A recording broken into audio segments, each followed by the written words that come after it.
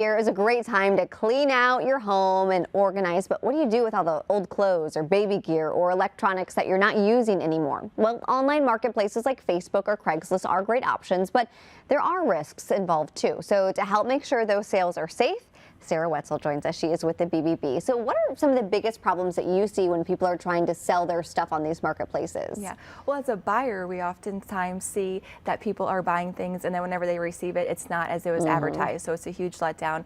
But then as a seller, you have to be careful too, because there's buyers out there pretending like they're interested, but they're really just scammers trying to get your information. What are the warning signs that these sales might not be legit? So if a buyer is asking you to make a transaction outside of the platform that you're on, that is a huge red flag.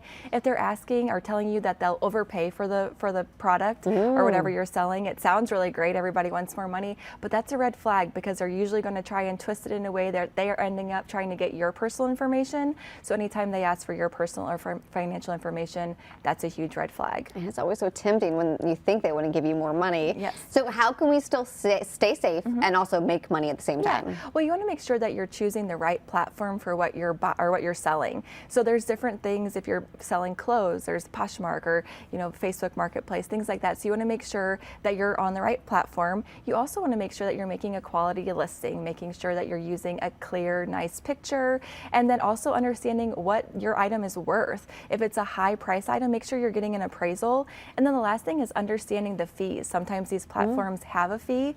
Make sure that you're reading the fine print and understanding if they get a portion of the sale, if it's just a flat fee, and then, or sometimes both. So you want to make sure that you're understanding that.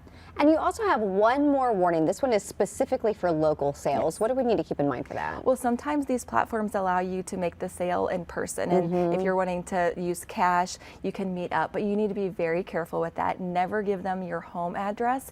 If you are meeting up, make sure it's in a public place. We often say to meet at a local police department. And then always take a partner, a friend, never go alone. So just be careful. All right, great advice, especially like you said, as so many people are trying to start out the new year on the right foot, clean out all the clutter.